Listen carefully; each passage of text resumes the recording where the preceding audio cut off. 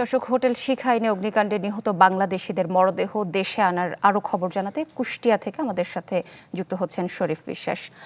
শরীফ, যে মরদেহ যে আজকে আসার কথা বাংলাদেশে, কি তথ্য আছে আপনার কাছে সর্বশেষ জানাবেন বিস্তারিত। আমি ভরসা রাখি হিরন স্মার্ট ওয়াটার পিউরিফায়ারে।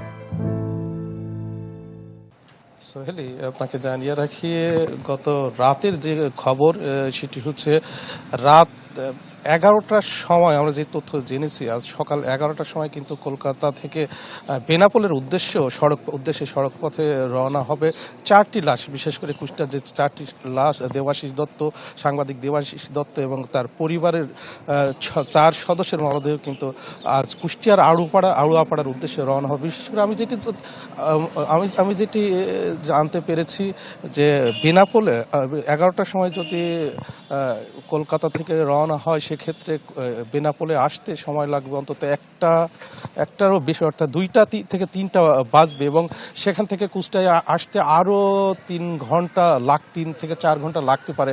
আমরা এই বিষয়ে তার পরিবারের সাথে কথা বলেছি। কুষ্টিয়া প্রেস ক্লাবের সাবেক সাধারণ সম্পাদক আনিসুজ্জামান ডাবলু সহ কুষ্টিয়া প্রেস ক্লাবের নেতৃবৃন্দ কিন্তু তারা বেনাপোলের উদ্দেশ্যে রওনা দিবেন কিছুক্ষণের মধ্যে, অর্থাৎ মরদেহ বেনাপোল থেকে তারা রিসিভ করেই কিন্তু তারা সড়ক পথে সেই মরদেহগুলো কিন্তু কুষ্টিয়ার উদ্দেশ্যে রওনা হবে, এমনটি আমরা কিন্তু পরিবারের এবং কলকাতা থেকে আমাদের সহকর্মী শুভজিৎ কাছ থেকে কিন্তু আমরা এমনটি নিশ্চিত হয়েছি।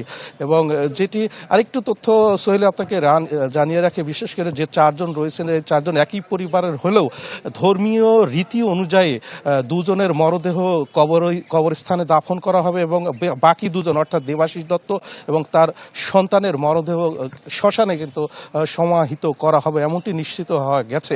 যদিও এ ধরনের বিশেষ করে কোনো আইনি জটিলতা বা ধর্মীয় কোনো জটিলতা নেই, সে কারণে তাদের মরদেহ দাফনের যে প্রক্রিয়া সেটি কিন্তু যথারীতি যথা নিয়মে কিন্তু অনুষ্ঠিত হবে। সব মিলিয়ে পরিবারের সদস্যরা কিন্তু অধীর আগ্রহে কিন্তু অপেক্ষা করছেন কখন তাদের স্বজনদের মরদেহ কুষ্টিয়াতে আসবেন। এটি কিন্তু এই ছিল কুষ্টিয়ার থেকে সর্বশেষ, অর্থাৎ দেবাশিস দত্তের পরিবারের যে 4 জন মরদেহের বিষয়ে সর্বশেষ কিন্তু তথ্য। ধন্যবাদ আপনাকে।